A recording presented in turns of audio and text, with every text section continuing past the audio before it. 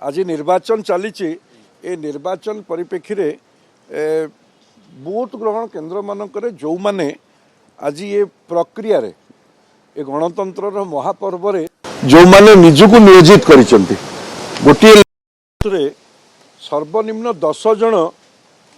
सरकारी चाकरिया कर्मचारी भाई माने से कार्य नियोजित होती से जहाँ आज फीडबैक मिलला से 70% लोक भोट दे पारुना जदि आम हिसाब करवा ओडिशा रे 37,606 बूथ वर्तमान सुधा आज तृतीय पर्याय निर्वाचन ओडिशा रे सरीवा पई जाउची आज वर्तमान आरंभ होईची एथिरे सीओ महोदय कहउचंती जे 31,000 पोस्टाल बैलेट मिली एथिरे तो नियोजित अछंती लक्षेरु अधिका कर्मचारी बंधु मैंने जो थे गोटे बूथ रे 6 जन सर्वनिम्न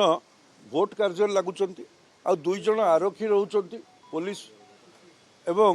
से 2 जन रोचंती जो गाड़ी रे जो मैंने ड्राइवर आसुचंती हेल्पर आसुचंती आंकुर जदि हिसाब आम नबा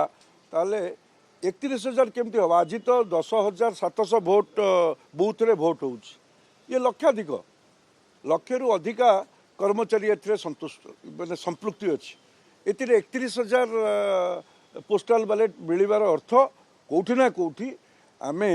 जो प्रकार प्रक्रिया करिचे से प्रक्रिया रे कौटी त्रुटि अच्छी तेणु मोर निवेदन जो पंचम पाळीर जो भोट होवापी जाऊँच 1 तारिख दिन ताकू सुधारतु जो जगार कर्मचारी माने नेबे पूर्वर तो से माने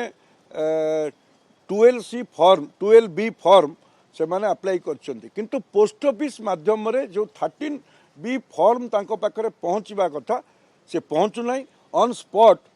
सेमानंकु से सुविधा दिया जाऊ सीओ महोदय आर दायित्व नियंतु नेले किछि नहले शेष पर्याय रे मध्य कम से कम 80% लोक तो जानतु ये 30% लोक मात्र दौरान 70% लोक वंचित होउचंती यह गणतंत्र पे शुभंकर नुहे।